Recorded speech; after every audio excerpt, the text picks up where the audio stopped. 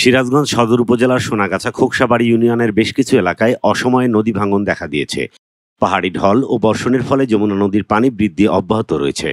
সেই সাথে বিভিন্ন স্থানে তীব্র ভাঙনও শুরু হয়েছে। যমুনার তীর এলাকা ভাটপিয়ারি সংরক্ষণ বাঁধের প্রায় 50 মিটার নদীগর্ভে বিলীন হয়েছে। এতে যমুনা পাড়ের মানুষের মধ্যে এখন আতঙ্ক বিরাজ করছে।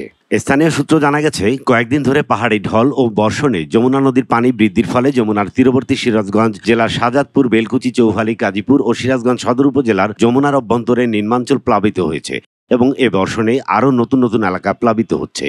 বিশেষ করে সিরাজগঞ্জ সদর উপজেলার ব্রাহ্মণবাড়িয়া থেকে 5 কাঠুরি পর্যন্ত প্রায় 3 কিলোমিটার জুড়ে ভয়াবহ ভাঙন শুরু হয়েছে। ইতিমধ্যেই যমুনার তীর সংরক্ষণ ভাটপিয়ারি বাঁধের প্রায় 50 মিটার নদীগর্ভে বিলীন হয়েছে। এছাড়া অনেক স্থানে ভাঙনও দেখা দিয়েছে। এতে ফসলি জমি সহ বসতবাড়ি নদীগর্ভে বিলীন হচ্ছে। স্থানীয় পানি উন্নয়ন বোর্ড ভাঙন ঠেকাতে বালু ভর্তি জিও ব্যাগ নিক্ষেপ করছে। ভাঙনে ক্ষতিগ্রস্ত ভাটপিয়ারি গ্রামের বাসিন্দারা জানান, প্রায় 2 মাস ধরে ব্রাহ্মণবাড়িয়া, ভাটপিয়ারি ও 5 ঠাকুরি সহ বিভিন্ন স্থানে এ ভাঙন শুরু হয়। তখন এ ভাঙন ঠেকাতে পানি উন্নয়ন বোর্ড তেমন ব্যবস্থা নেয়নি। কয়েক সপ্তাহ ধরে দফায় দফায় বর্ষণ ও উজানের ঢলে যমুনার পানি ক্রমাগতভাবে বাড়ছে। বিশেষ করে গত সপ্তাহ থেকে যমুনার নদীর পানি বেশি বৃদ্ধি পেয়েছে। এতে বিভিন্ন স্থানে ভাঙনের প্রভাবও বাড়ছে এবং বৃহস্পতিবার রাতে যমুনার নদীর তীর সংরক্ষণ ভাটপিয়ারি বাঁধের প্রায় 50 মিটার নদীগর্ভে বিলীন হয়ে গেছে। এতে যমুনা পাড়ের মানুষের মধ্যে এখন আতঙ্ক বিরাজ করছে। স্থানীয়রা বলছেন, ভাঙন ঠেকাতে বালু ভর্তি জিও ব্যাগ ফেলে ভাঙন রোধ করা যায়। তারা এখানে একটা দীর্ঘস্থায়ী বাঁধ নির্মাণের দাবি জানান।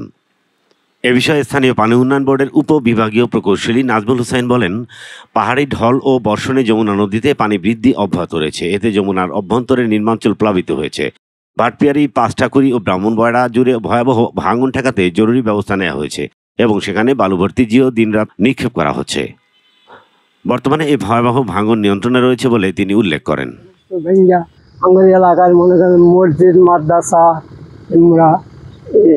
গ্রামী সবাই মনে করেন আক্রান্তভাবে তারা চলে আসে। এটা মিনি বস্তার কাজ চলতেছে, আমরা তাতে কোনো সন্তুষ্ট না। আমাদের মনে হয় না যে এই বস্তা দিয়ে ঠেকানো সম্ভব।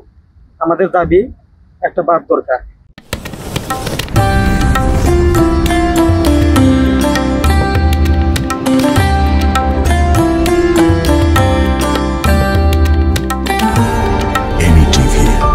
স্বাধীন বাংলার স্বাধীন কণ্ঠ।